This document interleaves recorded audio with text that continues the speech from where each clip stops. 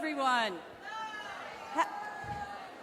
Good morning. I think one of the great things that unites us all from all these different countries is for one time we're in the same time zone.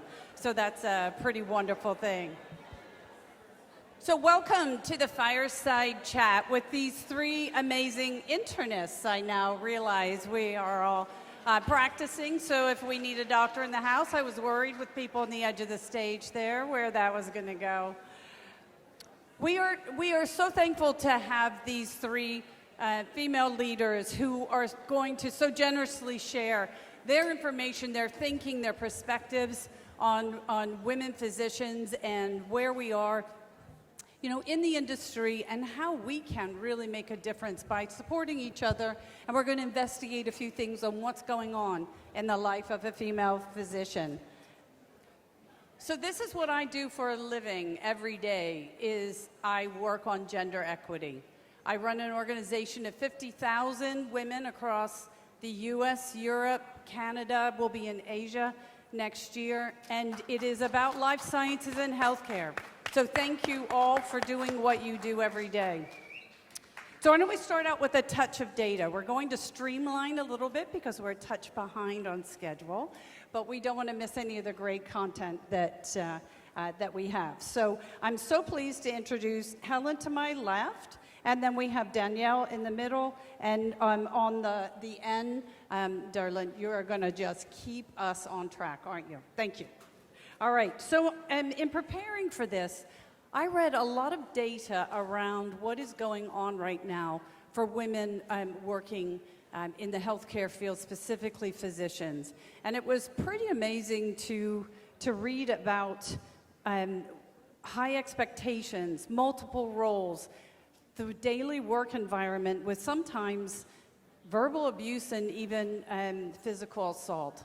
And I was pretty shocked to read that there was an actual measurement tool to measure the dissatisfaction of physicians, and that women were trailing quite behind in terms of feeling satisfied at work. I even saw this called an epidemic of professional dissatisfaction. So I'd like to kick us off, Helen. You recently offered an incredible paper about gender-based differences on burnout and the issues that women are disproportionately facing. So is it really as bad as what I read on Dr. Google? Hi, everybody. A pleasure to be here. I think we've seen a lot, at least in the U.S., where there is this increasing epidemic of burnout. About half of U.S. physicians are experiencing some degree of burnout, and it was really wonderful when the National Academy of Medicine and the leadership of Kim Templeton, who is the primary author on this paper, really emphasized the importance of looking at these issues by gender. Closer? Ooh, wow, look at that. Rock star. Okay, there you go. So it is very clear that even though the research isn't as good or as robust as many of us would like, there are clearly differences in burnout by gender. I think it's probably just the tip of the iceberg when we begin looking at race, ethnicity, sexual orientation, et cetera.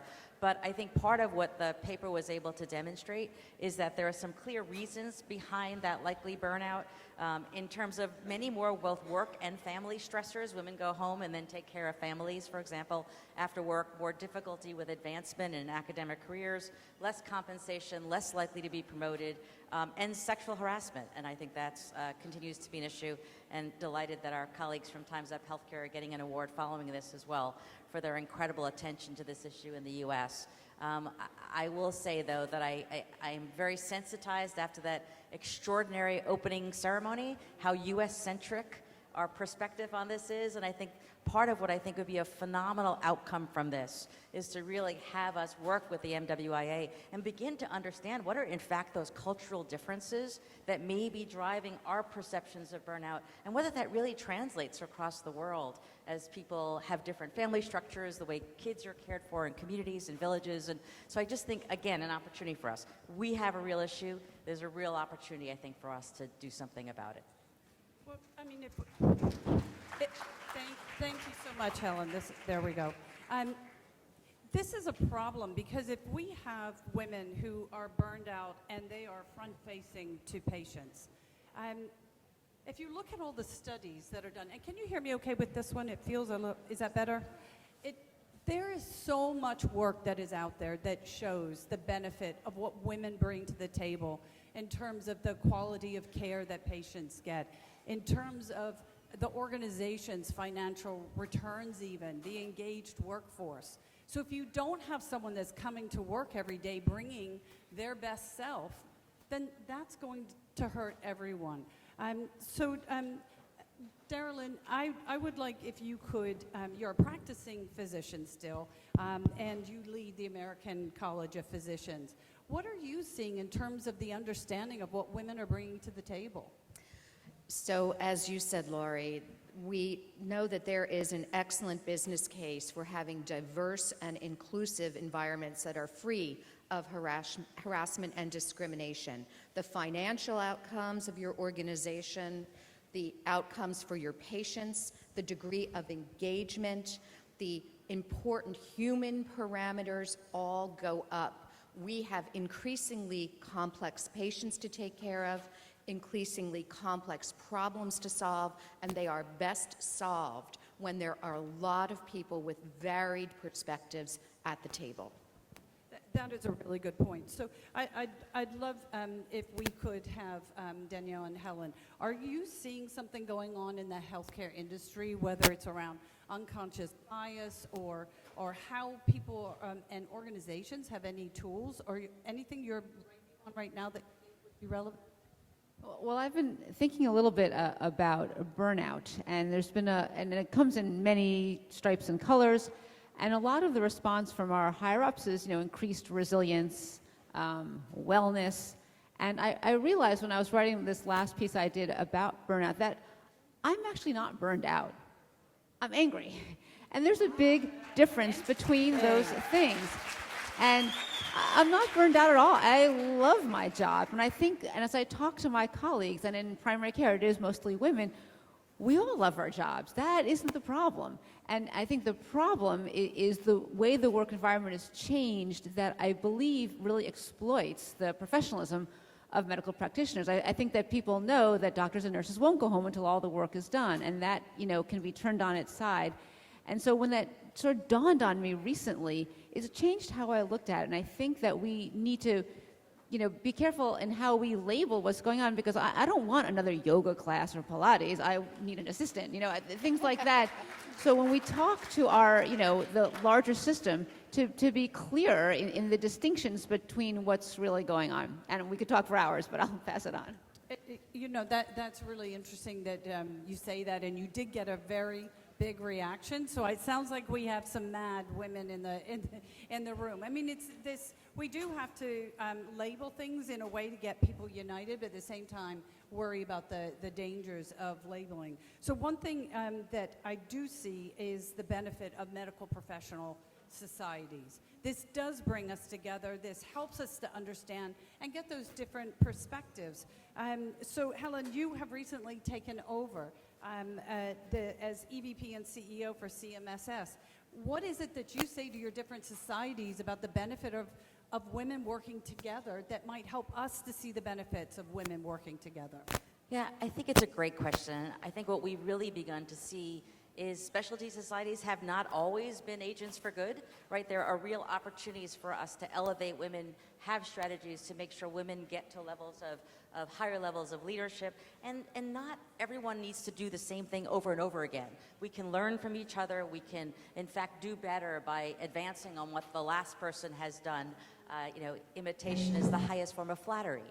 And I think we need to increasingly start copying and learning from what works well out there, and also face the reality that we also can't do this alone. We need some amazing male allies, which many of us have, and we need to really support our male allies who recognize the importance of these issues and want to elevate women and elevate these issues across the board. And I think that just the ability to learn from each other, I think is a huge opportunity because we share so many of the same challenges. So much, Ronnie. I would like Darylyn, could you add to that? So the first thing I want to say is we are all stronger together. Our voices are stronger together. So please make sure to reach out to your colleagues. Tell them about the amazing vibe and energy and all you're doing within the society here. Talk to them about the other societies. Societies give you affirmation at times when you're not getting affirmation in your day job or you're not getting affirmation on the home front. They are platforms for leadership, platforms for awards, platforms for scholarly activity, speakerships. And so please make sure to reach out to people. Come and talk to me if you want to learn a little bit more about the college. We're 159,000 strong, and we're getting stronger all the time. And it's really just an incredible vibe that we have within our professional societies. Thank you for what you do every day. And Danielle, I mean, you are a role model, and a lot of what you're doing in your practice. Thank you. In your practice, it's better. Thank you. And one of the things that I think we do need is we need more role models. We need to have mentors. We need to mentor others. What have you seen of women helping other women? I think it goes without saying that we are each other's keeper, and I think seeking out role models, in your own institution, who are the people you want to be like, or who practice medicine in the way that you want to be? But then on the larger, scale, who do you see writing, speaking, giving TED Talks and I would reach out to them. The flip side is I would also do your homework. I mean, so often people will kind of show up and say, mentor me, without having done that. Here's my 500-page manuscript. You just take a look and let me know what you think. So I think we also be cognizant of those people we're trying to get mentored by, have very full plates. So do our homework, but also be generous to the person, who's next in line, because everyone helped us, move forward a step. And you want to, pay it forward or pay it back in whichever direction you can. It doesn't take that much. It doesn't take 20 hours a week. It can take even a little bit, make the contact, share the Rolodex, share the contact that you have, and I think it helps each person move along. Great advice. It doesn't have to be a huge commitment. A little micro mentoring can work as well. So if we start to look to the future, and here's your crystal ball, Helen, what would you see as some of the things that might be happening in the future that may be things that we need to keep our eye on so that we can influence them in a positive way? Yeah, thanks. I think it's hard to know, of course, what will happen. Wish we did have a crystal ball some days.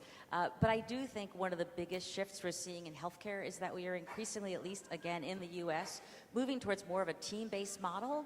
And I think the idea of how the physician changes in that role to being more a member of a team and helping to drive that team that includes not other healthcare professionals, but patients and their families, I think is transformative. And I think it's something a lot of doctors don't know how to do well, at least in the U.S., but I think a lot of women actually know how to do very, very well. And so the opportunity for women leaders to actually help move that ball forward and really engage patients, families, and the whole healthcare team, I think is going to be one of the biggest changes we're going to see in the coming decade. Anything you want to add? Sure, and I would add that we shouldn't be afraid to speak up about what's wrong with medicine. But we also shouldn't be afraid to speak about what's right with medicine. I mean, there's so much wonderful things, and I think there's this sense out there that, no one wants to go into medicine anymore, I wouldn't do it again, and I don't think that's true. I think most of us think we are so lucky that we're not sitting in a cubicle and moving spreadsheets around, but that we're working with people and we have this opportunity. And so using our voices to also spread the positive word that will bring, our next generation of students into this amazing profession. I think that's absolutely right. Hands down, I would never, if I had to make a decision for my career again, and I've been a doctor for 35 years, I would absolutely do it again. At the end of the day, That's a round of applause. It's the most rewarding profession. If I could go back to you, Danielle, one of the things I think that is important is you are a prolific author. You write beautifully. And what I would like to know is, besides just a way to express yourself and share some experiences, How is writing a tool for advocacy? It's funny because you never know what will resonate. And sometimes, you'll write something, you think it's just, oh, my rotten day getting a prior authorization. And then when that goes out, you'd be surprised how that will resonate. And you may have touched upon an issue you didn't realize was a communal issue. And I think we forget that people outside of medicine don't actually know what's going on, on the inside. We think it's so obvious that doctors and nurses are being exploited on their time, but you know what?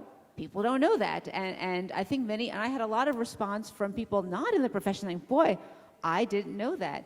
So I think it's very important to, we're in our heads and we're so in deep to bring these things up because it's not as obvious as we think it is. And it also lets people, outside of our general levers, like people in administration, people in politics, people in the electoral world, who can actually make some change, the legislative world, and they'll only know it if we come out and speak honestly about it. Very good point. So all of us can have a voice in many different ways. So because we did cut this short a bit, what I don't want to do is a message that you really wanted, a point you wanted to make. So I'll run through our speakers. What is something that perhaps we skipped through maybe too quickly that you wanted to reiterate that you think is important? So Darylyn? So I just have 2 points, and the points is, as Danielle just talked about, advocacy. We do advocacy every day, multiple times a day for individual patients. And if we band together to do advocacy and have that power of the masses and get the ears of the folks in the regulatory agencies and our government, that is incredibly powerful. And the other thing I wanted to say is, time's up. Woohoo! If not us, who? If not now, when? When? We have to not settle for pushing the needle forward. We need to shift some continental plates. We had to work that hat in there somewhere. Well done, Danielle. So I will add on the micro level to keeping tabs on our immediate colleagues. We have so many metrics, percent of diabetics, A1C under 7, all these, but what about, the metric of how many times a doctor is sobbing in their office with the door closed, and or a nurse is so frustrated she's pulling her hair out. And I think, those things don't get measured. And we're on the ground with our coworkers, our staff, our colleagues, and we need to keep an eye out for that and find the people who are really suffering in silence, of which there are many, and reach out that personal hand that they are not alone. It feels like you're alone so often. You're in the exam room. You just cannot get out of the epic mess. And, it's 10 o'clock at night. And so keep your eye out for your colleagues who need an extra hand. Well, I was going to say something different, but after that session this morning, I was so inspired and seeing the history that everyone presented this morning that I guess my last comment would be, we stand on the shoulders of giants. Some amazing women have preceded us and have changed the world and have changed the world of medicine. And we have an opportunity, actually we have an obligation to bring up other women, to rise women up in leadership, in advocacy, and this is just a phenomenal forum to do that. So thank you. Yeah. So we need to band together to advocate. We need to make sure we are watching out for our colleagues and lifting them up and making sure they are well. And we need to be aware we're standing on the shoulders of others, of giants, and to make sure we keep moving forward. And Danielle, did you want one other thing, that we would be here to dialogue? I was just saying, if we want to talk, we got cut short over the lunch hour, that many of us will be there. There's a book signing table to talk personally, to make some more connections. So please join us. That's a great idea. So we look forward to speaking with you, and I think the next session is what you are going to really, really be impressed, because what we just talked about here has been put into action. So I look forward to speaking with you during the conference, and I'll hand back over to our Mistress of Ceremonies to introduce the next group. Thank you to our panelists.